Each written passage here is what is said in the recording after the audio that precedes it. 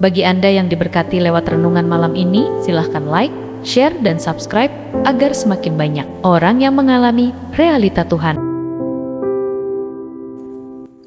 Kitab Efesus 1 ayat 1-3 menulis, dari Paulus, Rasul Kristus Yesus oleh kehendak Allah, kepada orang-orang kudus di Efesus, orang-orang percaya dalam Kristus Yesus, kasih karunia dan damai sejahtera dari Allah, Bapa kita, dan dari Tuhan Yesus Kristus menyertai kamu. Terpujilah Allah dan Bapa Tuhan kita, Yesus Kristus, yang dalam Kristus telah mengaruniakan kepada kita segala berkat rohani di dalam sorga. Pewahyuan tentang keberadaan Bapa sangat kuat terbangun dalam hidup jemaat di Efesus, sehingga membuat hidup jemaat selalu mengalami terobosan dan berkemenangan dalam hidup sehari-hari. Berikut kita perhatikan apa yang menjadi perbandingan antara Tuhan sebagai pencipta dengan Dia sebagai Bapa. Yang pertama, sebagai pencipta, Dia memberkati semua orang dengan kebaikan. Matahari tidak hanya terbit bagi orang benar, tapi juga untuk orang fasik. Hujan tidak hanya tercurah di ladang orang baik, tapi juga di ladang orang jahat.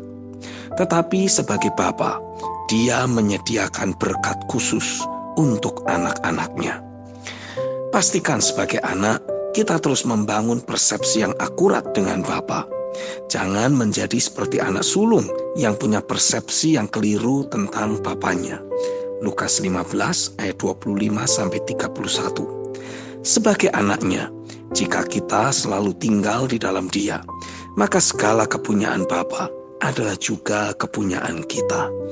Dalam Ibrani 10 ayat 19-22 dituliskan, jadi saudara-saudara, oleh darah Yesus, kita sekarang penuh keberanian dapat masuk ke dalam tempat kudus.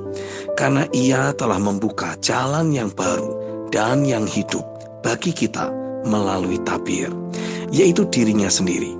Dan kita mempunyai seorang imam besar sebagai kepala rumah Allah.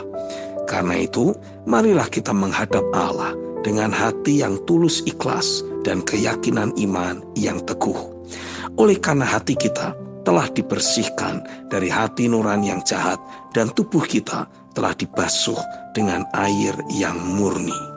Bagi Anda yang diberkati lewat renungan malam ini, silahkan like, share, dan subscribe agar semakin banyak orang yang mengalami realita Tuhan. Di sisi lain, ketika kita melakukan suatu pelanggaran atau ketidakakuratan di hadapan Dia, ingatlah, sebagai anak, kita tetap dilayakkan oleh karena korban Kristus yang telah menjadi jalan kebenaran dan hidup untuk menghantarkan kita kepada hadirat Bapa.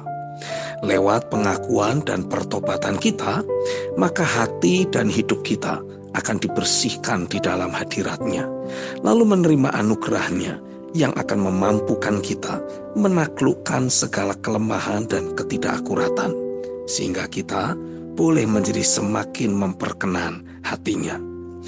Kondisikan di hidup kita selalu ada pekerjaan firman dan roh yang membuat diri kita bisa terus tinggal dan melekat di dalam Dia, membuat hidup kita selalu menerima perkenanan-Nya yang membuat kita dibedakan dan diistimewakan sebagai anak-anak Allah. Amin.